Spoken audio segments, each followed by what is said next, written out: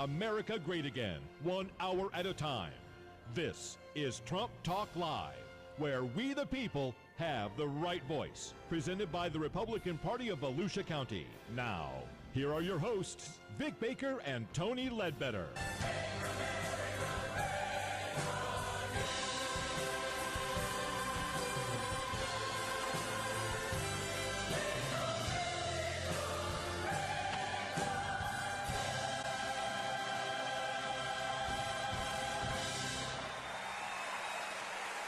Greetings, fellow American Patriot Trumpublicans, and welcome to the Take-A-Knee Football League Healthcare Relapse Middle-Class Miracle Judge MOORE-MENTUM Free Speech on Campus Stone Cold Truth episode of Trump Talk Live, the home of fearless truth-telling about President Donald Trump's mission to make America patriotic again, to respect our flag, our veterans, our American way of life.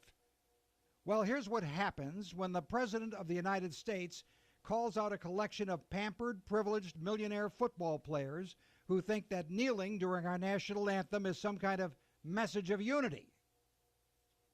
This president will not stand by silently while these dim-witted hypocrites show their self-righteous contempt for patriot sacrifices that uphold their God-given rights to be ignoramuses. They want us all to atone for sins committed by our forefathers generations ago. They contend such crimes continue today. The truth is that America strives to become a more perfect union, but we never professed perfection itself because such a goal is beyond the reach of human frailty. Here are some fundamental truths. These NFL players live the high life. Most receive scholarships for their athletic prowess, not their scholarship in American history or civics. They were hired for obscene salaries to play a 1-hour game less than 24 times a year. They're entertainers, not political leaders. Free speech does not mean that you can say or do anything you want in violation of your employer's rules. The NFL has penalized players who wanted to wear emblems of support for 9/11 victims or to take a knee in prayer. The NFL is a hugely profitable nonprofit, granted special exemptions from anti-monopoly laws. The NFL gets huge subsidies for its palatial football stadiums and exemption from federal taxes, which supposedly means they cannot go political. Roger Goodell has a lot of nerve telling the president he has shown disrespect to the NFL. How about respect for Old Glory?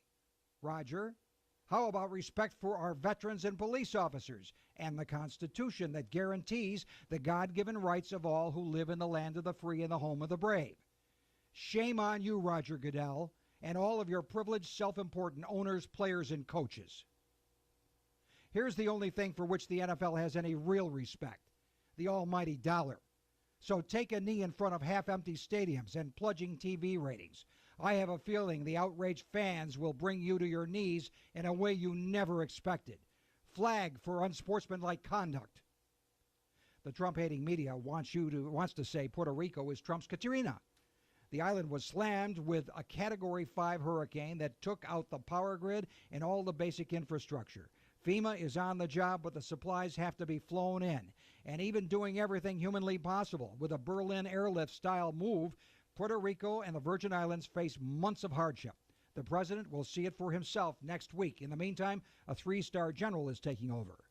House Majority Whip Steve Scalise returns to the floor 3.5 months after he was gunned down at a baseball practice by a lefty maniac who hated Republicans. Prayers have been answered. So, Healthcare 3.0 is DOA. Mitch has to pull the plug on Graham Cassidy, the latest lame attempt to put a Band-Aid over the festering mess the Democrats inflicted on America with Obamacare. On now to tax reform. This time it seems all the GOP is working from the same page. President Trump calls it the middle-class miracle, doubling personal exemptions, killing the death tax, AMT and marriage penalty, simplifying the tax code, cutting corporate taxes, and bringing trillions of offshore dollars back to USA, America. I think we may have a winner at last. Attorney General Jeff Sessions is finally taking on the PC police, telling campuses they'd better bone up on the First Amendment and allow free speech and open discourse to thrive once again.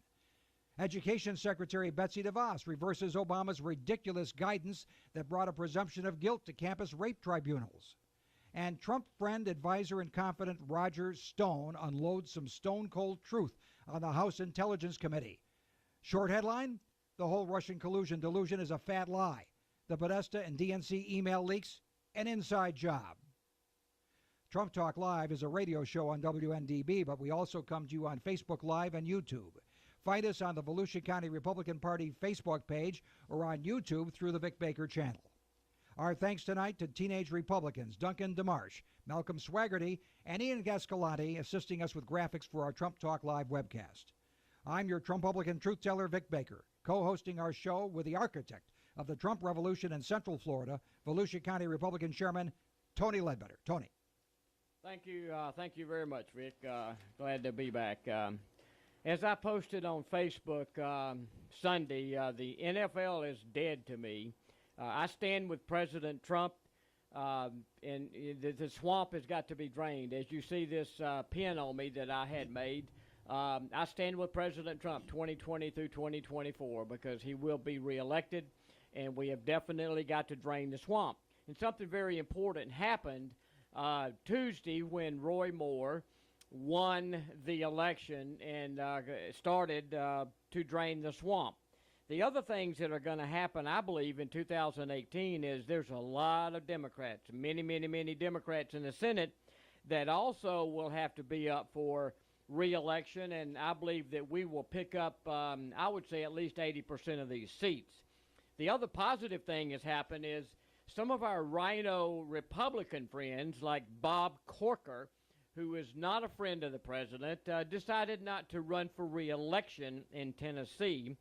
And then you've got the anti-Trumper Flake and the anti-Trumper Heller with good, strong Republican conservatives running against them. So I believe what's going to happen is you're going to see more deep state Republican types that don't want to support President Trump.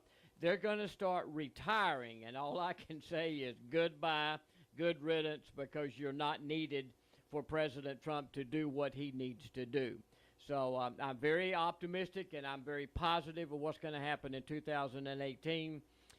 Sorry about what happened with the Obamacare situation, but President Trump came out today and said he is going to issue an executive order to allow the American citizens to purchase health insurance across state lines, and maybe, you know, one piece at a time, he can start pulling this thing apart. So good luck to the president. I know he's got this tax reform package going. I'm real optimistic about it. I think for sure it's going to work.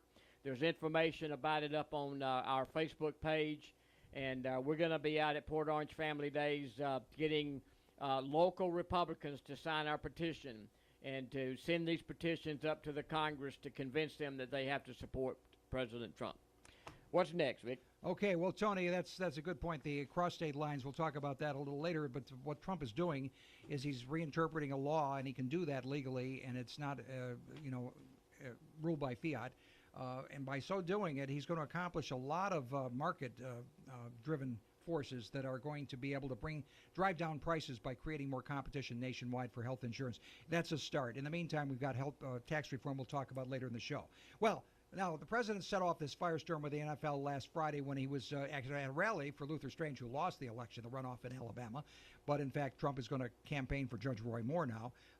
But he said to the crowd, here's what he wants to see happen when he sees people taking a knee before the national anthem. Trump number one. Wouldn't you love to see one of these NFL owners, when somebody disrespects our flag, to say, get that son of a bitch off the field right now, out, he's fired. He's fired! Well, that started a firestorm. He said the owner that stands up for the anthem will be very popular with the fans of the NFL. You know, some owner's going to do that.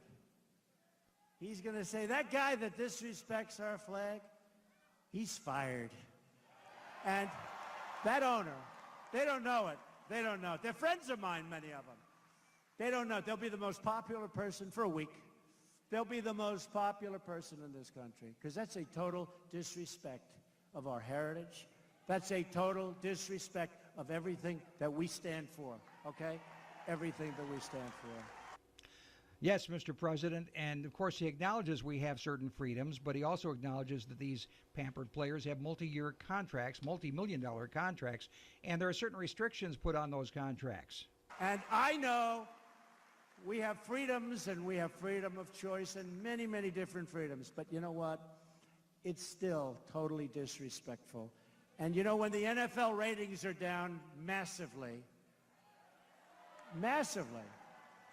the NFL ratings are down massively. Now, the number one reason happens to be that they like watching what's happening on, you know, with yours truly. They like what's happening. Because, you know, today if you hit too hard, right? They hit too hard, 15 yards, throw him out of the game. They had that last week. I watched for a couple of minutes, and two guys just really beautiful tackle. Boom, 15 yards. The referee gets on television. His wife is sitting at home. She's so proud of him. They're ruining the game. They're ruining the game. Well, Trump knows how to play hardball. And, you know, Commissioner Goodell, the biggest panty waist that ever ran the NFL, called the president's remarks divisive and disrespectful to the NFL. A force for good in the community, said Goodell. Well, now Judge Jeanine is going to be with us on October 8th at the Lincoln Day dinner in the Ocean Center. What say you, Judge Jeanine, about Goodell's comments? Roger, force for good? Are you sure you want to get into this fight? Now, Roger, if my memory serves me correctly, your stance on some of the NFL players and the women they batter is somewhat problematic. Think Ray Rice, Josh Brown, and a neuropathologist examining the brains of 111 NFL players found 110 to have CTE, chronic traumatic encephalopathy, the degenerative disease linked to repeated blows to the head. Instead of mouthing off how you are a force for good, Roger, maybe you ought to get ready to reveal damaging information when the lawsuits start. Think Aaron Hernandez.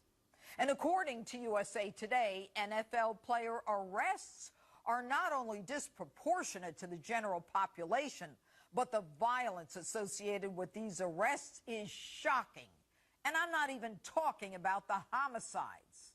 And Commissioner, instead of taking sides against the national anthem, maybe you ought to think about your stockholders. Okay, and she finished by saying, and we can't get through all of it, but it is epic. You can see it on YouTube. She basically said, Roger, you're full of crap. So that's pretty much what that is. Now, we're going to return with more Trump Talk Live on many topics, so don't go away. Your voice can be heard loud and clear right here on Trump Talk Live. Our local number is 239-0033. You can call us toll-free from anywhere in the USA at 800-927-0033. Welcome back, Trumpublicans. We have a little footnote to the NFL talk. I mean, the reporters can't stand the fact that Trump can talk about something when they want to talk about something else. Of course, Puerto Rico is a major disaster. It's a catastrophe. The president's got a 3-star general taking charge. They're going to have military airlifts, and they're lifting the Jones Act, which allows now foreign ships to deliver to the ports. But they've got to figure out a way to get stuff to the interior of Puerto Rico because people are desperately in need of water, medicine, food, and other supplies.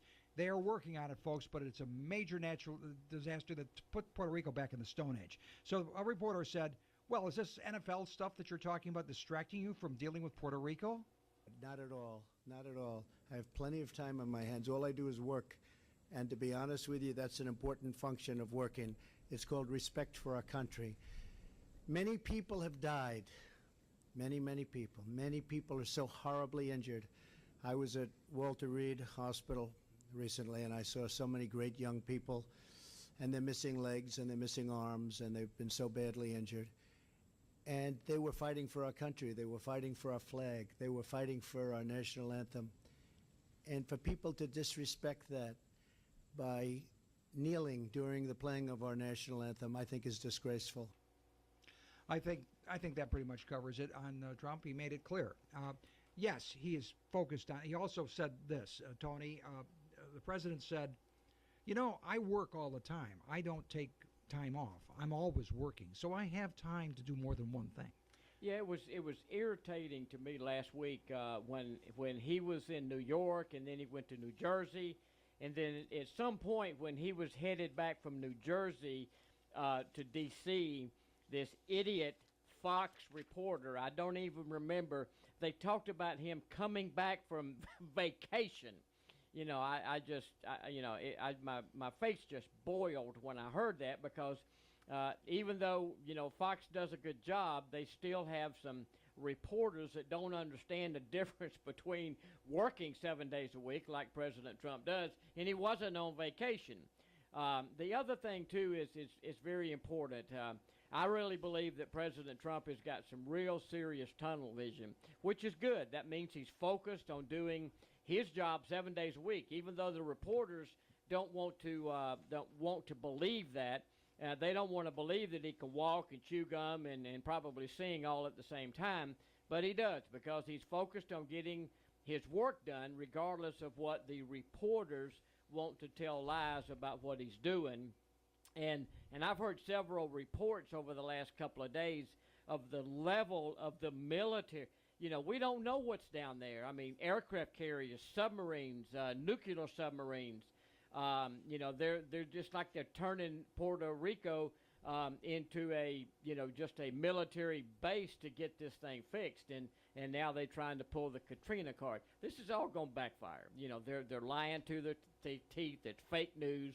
And we know what happens to fake news. It comes back to bite the news media. Absolutely, and it's not going to last forever. But Puerto Rico's got a long slog ahead, no question. Right. Now, at the same time, the president, talking about multitasking, has to deal every day, every night with North Korea. I just read an analysis that says North Korea is now trying to seek out U.S. experts from the Republican Party and think tanks, because they can't figure out Trump. They don't know what he's going to do next. They don't understand what he's saying. Yeah, right. They'll hear Mattis say one thing and Trump say something else. He's keeping them guessing. They're scratching their heads. They don't have any idea what Trump's going to do. Well, that's exactly where you want them, Tony. Yeah, and, little rocket man. The North Korean foreign minister said that Trump had declared war by using harsh language, saying that he'd be finished if he tried anything against us. So what say you, Mr. President, about that? We are totally prepared for the second option, not a preferred option, but if we take that option, it will be devastating. I can tell you that, devastating for North Korea. That's called the military option. If we have to take it, we will. He's acting very badly. He's saying things that should never, ever be said. And we're replying to those things, but it's a reply. It's not an original statement, it's a reply. But the things that he said over the last year, and if you look back, the things that he said to past administrations, North Korea is a situation that should have been handled 25 years ago, 20 years ago, 15 years ago, 10 years ago, and 5 years ago, and it could have been handled much more easily. You had various administrations, many administrations, which left me a mess, but I'll fix the mess. So we'll see what happens with North Korea. We'll see what happens. We now know that the Chinese are starting to come around. Their central bank has cut off North Korea from financing, and it's getting to a point where they're actually taking Trump seriously, where other previous American presidents were not taken seriously, Tony, on that subject. So I think we're going to get somewhere with this. Moving on to domestic politics. In Alabama, it was an earthquake, political earthquake this week. I had the privilege on Sunday night of participating in a conference call with Judge Roy Moore for 45 minutes. Prior to our official endorsement of Judge Moore in the runoff, which he won by 10 points on Tuesday. Landslide. In spite of the fact that the president had, for some strange reason that Luther strange reason, politics, Yeah. strange bedfellows. We don't understand. The old expression, politics makes strange bedfellows. We don't understand why the president did endorse him and campaign for Luther Strange. The fact is that now the president said, well, I made a mistake, but the people set me right, and we're going to campaign very hard now for Judge Roy Moore. Now, for Judge Roy Moore is going to be Mitch McConnell's worst nightmare, because Judge Roy Moore stands on principle, and he's not going to be a wheeler dealer. He's going to just stand on principle. And I had a chance to ask Judge Moore about the border wall. He had said, we won't need a border wall. And people said, what do you mean by that, Judge? And I did press him on that. He said, the point is, if I were in charge, I would put the U.S. military on the border, then there would be no need for a wall. That's well, what he's saying. That's true. That's what he's saying. Of course, that would not be possible to do. But in any case, Steve Bannon was at the spearhead of this People's Campaign for Judge Moore, and Steve Bannon is showing his immense power as an outsider now, working on behalf of Trump, even when Trump isn't acting in his own best interest. And here's what Steve Bannon said to the crowd on Tuesday night. I told you all last night that a vote for Judge Roy Moore is a vote for Donald J. Trump. And I want to thank all the good folks in Alabama for supporting Donald Trump today by voting for Judge Moore. As you all remember, last night we talked about starting a revolution with Judge Moore's victory. Well, Senator Corker stepped down today. He's not going to run for re-election. And you're going to see in state after state after state people that follow the model of Judge Moore, that do not need to raise money from the elites, from the crony capitalists, from the fat cats in Washington, D.C., New York City, Silicon Valley. That's Stephen Bannon, and now he's on the outside. He's unshackled, and he's a colossus. Now, he reminded the crowd, the people are sovereign, and the people proved they could overcome the swamp if they choose to get together and speak with one voice. This campaign was outrageous. $30 million spent against about 2.5, all in the politics of personal destruction against one of the finest men in this country, Judge Roy Moore.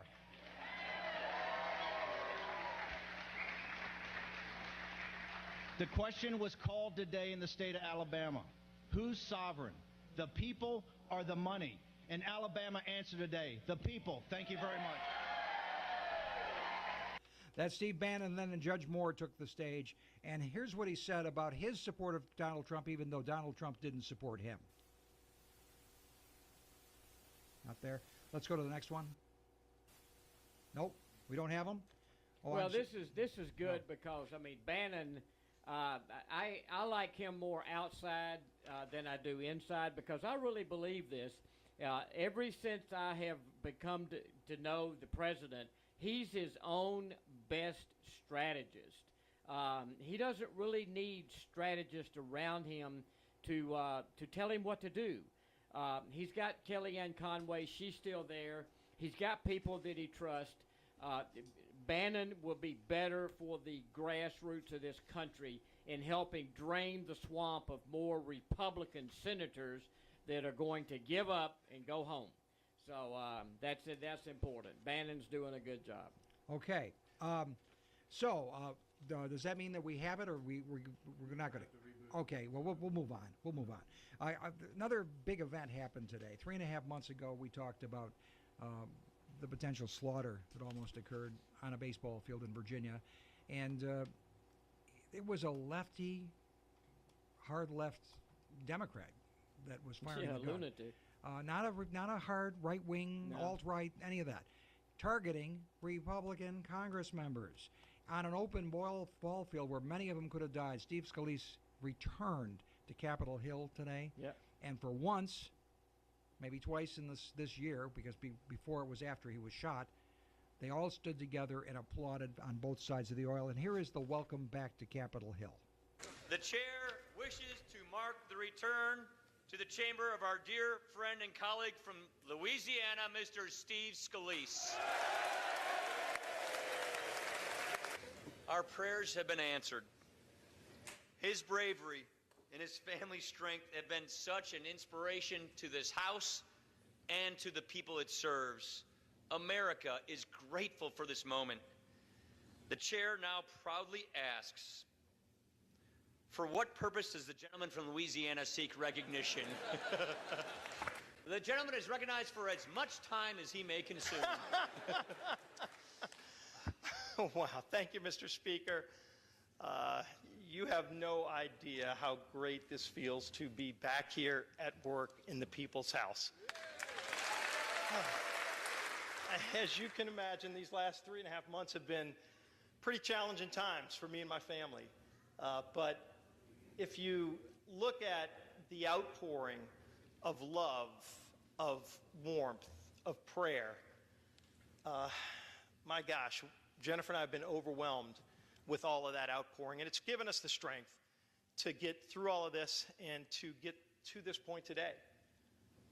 And it starts with God. It sure does. Starts with God. Let's make a point here.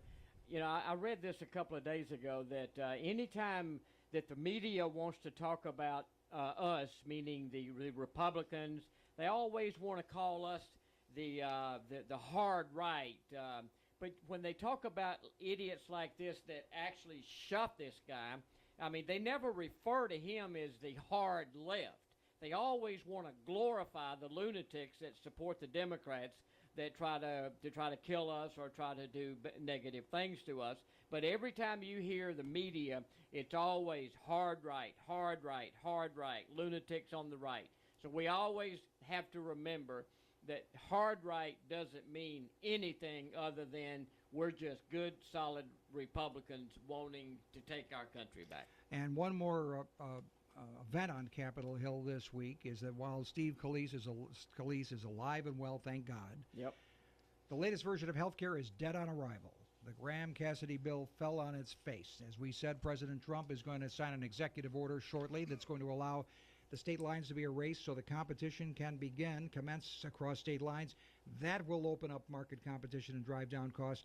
We believe that they're going to and the president believes they're going to revisit Graham-Cassidy or something like it later on, and probably work with Rand Paul to get some libertarian solutions that are going to be free market based to get health care that really belongs to the people. We will return with more Trump Talk Live in just a moment. Your voice can be heard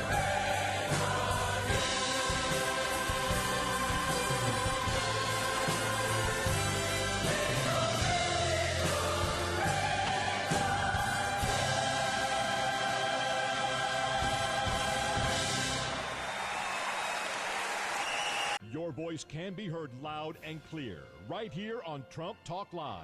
Our local number is 239-0033. You can call us toll-free from anywhere in the USA at 800-927-0033. All right, thank you very much. We want to talk a minute or two about our sponsors, Marino's Pizza and Subs in DeLand, Florida. She's located at 253 North Spring Avenue in DeLand. So go get a pizza and let her know you heard about her on Trump Talk Live. Milne Roofing Company does some beautiful work. I went on his website, took down some pictures, and he's a good roofer. Milne Roofing Company, his telephone number is 386-986-8688. We also have South Daytona Storage and Offices in South Daytona. Sorry. She's got storage rooms, and she also rents offices, and she just came on board with us this week in sponsoring, and they're all good Republicans, and we all need to support our good Republicans. Sonia Morey, good friend of mine. She's a State Farm agent in DeLand. She helps us all the time. So if you need a quote on car insurance or home insurance, State Farm does it all. Call Sonia Morey in DeLand, Florida. Thank you very much. You had the new sponsor? Did you mention the new sponsor? Yeah, that was she's the South Daytona Storage and Offices. I guess I was zoning out there, Tony. You were zoning out. Okay, right. well, all right. Let's get on to the agenda here. The middle-class miracle is what Donald Trump is calling it. He unveiled it in Indianapolis yesterday, and this is basically what has been rolled out earlier in the year by the Trump administration with some changes. Bottom rate goes to 12%, and eliminating the death tax, which keeps small businesses in families when somebody dies, an owner. The alternative minimum tax, which was designed to capture revenue when people do a lot of deductions of their income taxes and property taxes in high-tax states like New York and California. They're screaming about losing that in those states, but why should California and New York be subsidized by states that don't have income tax like Florida? And they say, well, you're giving tax breaks to the rich. Well, the fact is the top rate's dropping from 39 to 35, but when you add in the income taxes they pay in those states, Florida not being included, but in New York and California and Illinois, their tax rate is still pretty high for the wealthy folks. So, Chuck, that's all right. That's fine. You're sticking it to your rich people in New York, including yourself. So no worries. Now the economy's already bouncing back, and Trump told the crowd in Indianapolis it'll bounce back even more. 3.1% is the revised GDP figure for the second quarter. He said the storms may bring it down a little bit in the third quarter, but it's on its way. And he said tax reform is going to take it off like a rocket. Here's what he said about what's been happening under the Trump administration. Come on. Unemployment is at a 16-year low. Unemployment for African Americans is near its lowest point since the turn of the millennium. It's really a fantastic thing to see. Wages are rising. Optimism among manufacturers has reached all-time highs. GDP growth last quarter reached 3%, way ahead of schedule. Nobody thought that was going to happen for a long time.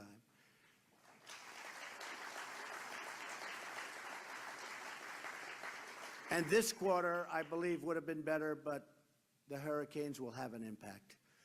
But other than that, it would have been, in my opinion, even better. Your government is working for you once again, not for the donors, not the special interests, but the hardworking, tax-paying citizens of our country.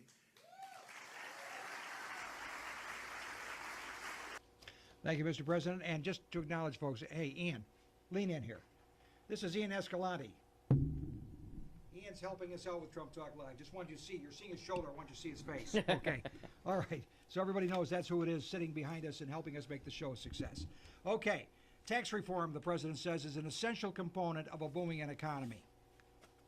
But our country and our economy cannot take off like they should unless we dramatically reform America's outdated, complex, and extremely burdensome tax code. It's a relic.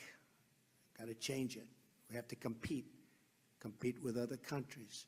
The current tax system is a colossal barrier standing in the way of America's economic comeback. Economic comeback. And, of course, the lowest income earners are going to actually have a zero rate of taxes. Under this framework, the first $12,000 of income earned by a single individual will be tax-free. And a married couple won't pay a dime in taxes on their first $24,000 of income. So a married couple up to $24,000 can spend their money on their family, on their children, on what they have to do. So much better. In other words, more income for more people will be taxed at a rate of 0. Who can argue with a number like that? Instead of 7 tax brackets, we're going to reduce it to 3 tax brackets, all of them lower than they are right now. Taxable income will be subject to just 3 tax rates of 12%, 25%, and 35%. Families will save even more money with an increased child tax credit for children under the age of 17, which so many families have been calling for.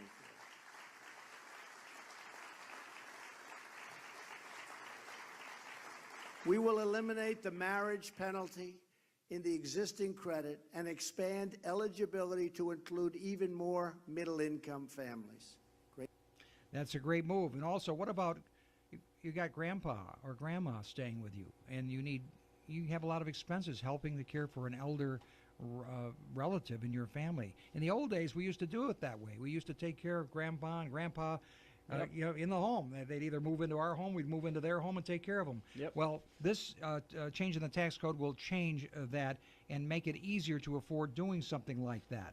In addition, under our framework, those caring for the elderly loved, and we love these people, but we're caring and we take such care of the elderly and other adult dependents will receive financial relief in the form of a $500 tax credit.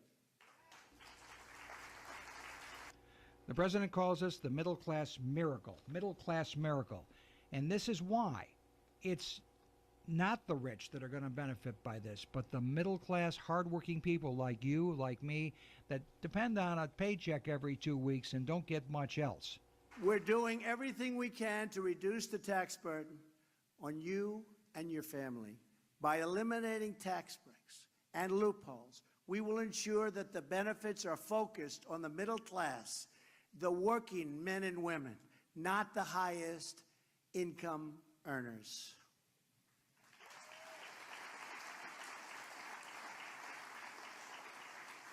Our framework includes our explicit commitment that tax reform will protect low-income and middle-income households, not the wealthy and well-connected. There is a change for you. Now, how do we do this whole thing? Well, one of the things that Paul Ryan's been saying is that we want you to be able to do your taxes, most Americans be able to do their taxes on something as simple as a postcard, to make it that simple. It's a convoluted maze. Most people have to pay accountants hundreds of dollars every year. And millions of dollars gets wasted in this process of wading through the morass, the IRS, with all the tripwires they put for audit. And oh, I'm going to worry about this, I'm going to worry about that. Well, here's what they want to do to the tax code. Americans waste so much money, billions and billions of dollars, and many hours each year to comply with our ridiculously complex tax code. More than 90% of Americans use assistance to prepare their taxes. Under our framework, the vast majority of families will be able to file their taxes on a single sheet of paper. Sounds good. There's something else called the AMT, the Alternative Minimum Tax, that was cooked up for higher wage earners that have a lot of deductions. And the government, Right. Tony, said that what this does is makes you do your taxes twice, and whichever gets you the highest bill is the one you have to go with. And Right. it's ridiculous. You have to reduce your deductions sometimes in order to get underneath that. Well, here's That's true. The most important thing that we need to bring this down to us here, every person listening to our show tonight needs to understand this. We elected President Trump. He cannot push this through without our help. The purpose of things that I've put up on our Volusia County Republican Facebook site is asking you to do something, to pick up the telephone, call Congress, call the Senate, call the White House, go to our Volusia County Republican Facebook site and look for this information and click on the White House link. You'll see it, and also sign the petition and take these links that I've got on the Volusia County Republican Facebook site and put them on your Facebook site and ask your friends to put them on their Facebook site, and then also write letters to the editor in the News Journal to demand, and this is what I demand, that we need to demand that the Congress and the Senate do what President Trump wants us to do, and that's to reform the tax code that hasn't been touched since Ronald Reagan was alive. And it's about time. Now, here's the explanation of the alternative minimum tax and what this means. We are also repealing the Alternative Minimum Tax, or AMT. About time. The AMT is actually a shadow tax system that requires many people to calculate their taxes two different ways and pay the higher of the two amounts. You're all familiar with it. Under our framework, the AMT will make even less sense because we are repealing many of the special interest tax breaks that it was designed to deal with. We have something else called, the Democrats call it the estate tax. The Republicans call it the death tax, and rightfully so. So a family spends years and years accumulating, whether it's a family farm or a family business like the one you own, Tony. Yep. And you put that together and you create wealth out of nothing by your own earnings. And you've already paid taxes through all the years that you've built this asset. Then you die, and your family inherits the business. And so often, more often than not, the family farm or the family business has to be sold to pay the estate taxes. This plan from Donald Trump does this. To protect millions of small businesses and the American farmer, we are finally ending the crushing, the horrible, the unfair estate tax, or as it is often referred to, the death tax. This means that you can probably now save the family farm when Grandpa dies.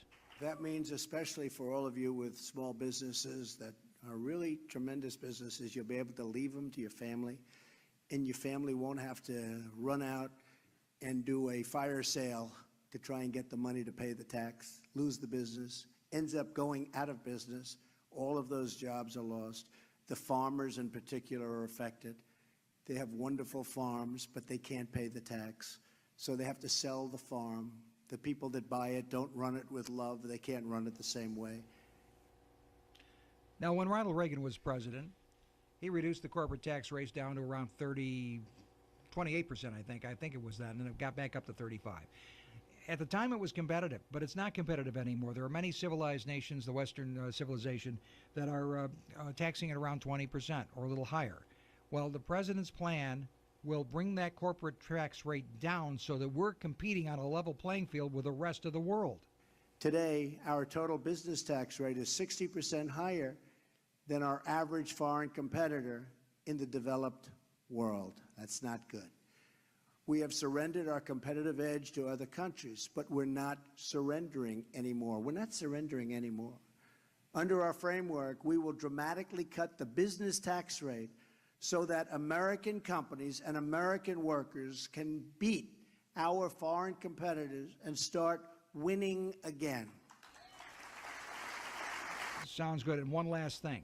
Trillions of dollars are invested overseas by companies that do so in order to avoid crushing taxes on their profits and investment. The president's plan would impose a one-time low tax to repatriate trillions of dollars of investment to create jobs, factories, business investments here in the United States, bringing wealth back to the U.S. Here's what it means. We will reduce the corporate tax rate to no higher than 20%. That's way down from 35 and 39. Which is substantially below the average of other industrialized nations. This is a revolutionary change, and the biggest winners will be the everyday American workers as jobs start pouring into our country, as companies start competing for American labor, and as wages start going up at levels that you haven't seen in many years. Okay, we're going to skip that last bite about repatriate the trillions because we're running out of time. Don't go away. The Trump chain's still rolling through. We'll be back in just a minute. Your voice can be heard loud and clear right here on Trump Talk Live. Our local number is 239-0033. You can call us toll-free from anywhere in the USA at 800-927-0033. Welcome back. The Trump train has been barreling along so fast you haven't had a chance to catch a ride, but you can call us at 1-800-297-0033. And Jeff Sessions, the Attorney General, went to Georgetown Law School and gave a little lecture about the subject of the First Amendment and free speech to the law students there. The First Amendment seems to be a subject that's slipping away from a lot of our college students. They don't seem to understand that it exists to preserve opposing points of view and offensive speech, not just things you want to hear. Because when you can decide what the other person can say or cannot say, then there is no protection of free speech. Now, here's what he said about the proper cure for offensive speech as taught us by one of our great Supreme Court justices. There are those who will say that certain speech isn't deserving of protection. They will say that some speech is hurtful, even hateful. They will point to the very speech and beliefs that we abhor as Americans. But the right of free speech does not exist only to protect the ideas upon which most of us agree at a given moment in time. As Justice Brandeis eloquently stated in 1927, in concurrence in Whitney versus California, quote, "If there be time to expose through discussion the falsehood and fallacies, to avert the evil by the process of education, the remedy to be applied is more speech, not enforced silence." You heard that. More speech, not enforced silence. That's what they think they can do. They can just shut you up. That's not the way it works, folks. Now, in the spirit of another great justice, Oliver Wendell Holmes, he said our campuses should be places where free thought and speech are protected, not with safe zones that say you can't say something that offends the poor little snowflake's ears. As Justice Holmes once wrote, quote, "If there is any principle of the Constitution that more imperatively calls for the attachment than any other, it is the principle of free thought. Not free thought for those who agree with us, but freedom for the thought that we hate. For the thought that we hate. And we must do so on our campuses, University officials and faculty must defend free expression boldly and unequivocally. That means presidents, regents, trustees, alumni as well. A national recommitment to free speech on campus is long overdue, and action to ensure First Amendment rights are overdue. And now you've heard the lesson. You've gotten the lesson from the Attorney General. Now, campuses, I hope you're listening, here comes the hammer. We will enforce federal law, defend free speech, and protect students' free expression from whatever end of the spectrum it may come. To that end, we're filing a statement of interest in a campus free speech case this week, and we will be filing more, I'm sure, in the weeks to come. Okay, Tony, so... You know, I saw this on Facebook sometime over the last day or so, where at this event, some of these idiot legal professors took a knee to his response. Well, the last time I checked, taking a knee is a sign of subservience, not a sign of protest. When you go into a Catholic church, they want you to take a knee in obedience to God. Right. So does this mean, I'm going to just say to these folks, does this mean when you take a knee, does that mean that you're saying, yes, I agree? Or, you know, I mean, who knows? It's a mixed message. Yeah. What does it mean? The other thing I saw, too, was it was a picture of a group of people at the Tomb of the Unknown Soldier, Yep. and they were playing taps, and this idiot was taking a knee. It's offensive and stupid at the same time. It's offensive and stupid. Yeah. Now, Betsy DeVos has unrolled something else that's offensive and stupid.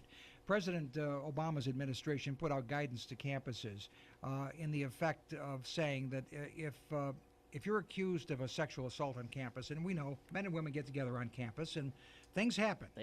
Things happen, and sometimes there are misunderstandings, and sometimes there are sexual assaults, but not in every case is it a sexual assault.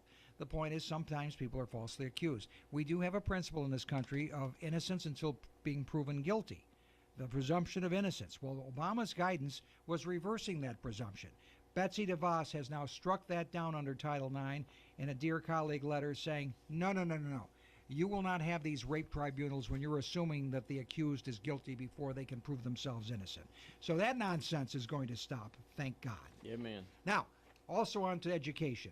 STEM education. STEM, science, technology, engineering, math, very important. I think we should also add vocational education like not just chemistry and those things, but carpentry and plumbing and all those things to help us build this country again. But in any case, the president called school children and teachers and educators into the Oval Office to talk about the program. Ivanka is leading it to encourage STEM education immediately, putting out millions of federal dollars to be matched by private sector dollars to encourage that. And here's what the president had to say. As you know, the workplace is changing. We need to create new pathways for all our citizens to get the best jobs. When you get out of school, you want to get great jobs, right? Yes. I've asked Ivanka to lead up the White House efforts on workforce development, and the initiative today is a critical part of that endeavor. My administration will do everything possible to provide our children, especially kids in underserved areas, with access to high-quality education in science, technology, engineering, and math. Okay, on from that, because that's kind of dry, but here's something that's a little spicy. Roger Stone was called before the Senate Intelligence Committee. They kind of danced around bringing him in because they were afraid of what he'd have to say in public, so they did it behind closed doors, but he kind of outsmarted them because he had his written testimony, and he delivered it on InfoWars yesterday, and I was able to excerpt some of that for you to hear. So here's the first part of his statement to the Senate House Intelligence Committee. I'm most interested in correcting a number of falsehoods, misstatements, and misimpressions regarding allegations of collusion between Donald Trump, the Trump associates, the Trump family, the Trump campaign, and the Russian state. I view this as a political proceeding because a number of the members of this committee have made irresponsible and indisputably and provably false statements in order to create the impression of collusion with the Russian state without any evidence that would hold up in a U.S. court of law or the court of public opinion. He also told them, this nonsense about a Russian hack is ridiculous. You all know it was an inside job. These hearings are largely based on a yet unproven allegation that the Russian state is responsible for the hacking of the DNC and John Podesta, and the transfer of the information to WikiLeaks. No member of this committee and no intelligence agency can prove this assertion. Because the DNC steadfastly refused to allow the FBI to examine their computer servers, this entire claim is based on a self-serving report by CrowdStrike, a forensic IT firm retained by, directed by, and paid for by the DNC. The Nation magazine recently reported on a study issued by Veteran Intelligence Professionals for Sanity, or VIPS, which is comprised of a number of former high-level U.S. intelligence officials. Based on their study, the Nation concluded, and I quote, "There was no hack of the Democratic National Committee system on July 5th, 2016, not by the Russians and not by anyone else." And we are just about finished, Tony. Anything less to say? Well, Roger Stone will be in Volusia County sometime in October. We'll give you more information later if you want to come see him. We'll see you next week on Trump Talk Live. Let's make America great again.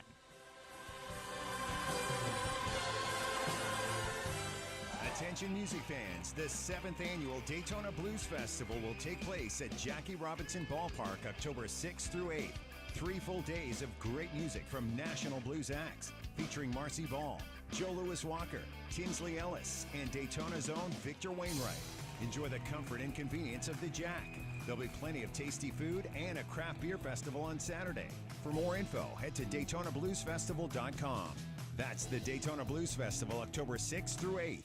You've been listening to Trump Talk Live, making America great again, 1 hour at a time. Follow us at Volusia County Republican Party on Facebook or go to our website, TrumpTalkLive.com, for updates. Join your Trumpublican hosts, Vic Baker and Tony Ledbetter, for another fearless edition of Trump Talk Live next Thursday at 7 p.m.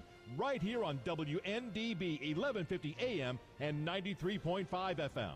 Trump Talk Live is presented each week by the Republican Party of Volusia County, where we the people have the right voice when it comes to defending America's founding values. In God we trust, in America we believe. The Republican Executive Committee of Volusia County is responsible for the content of this advertising.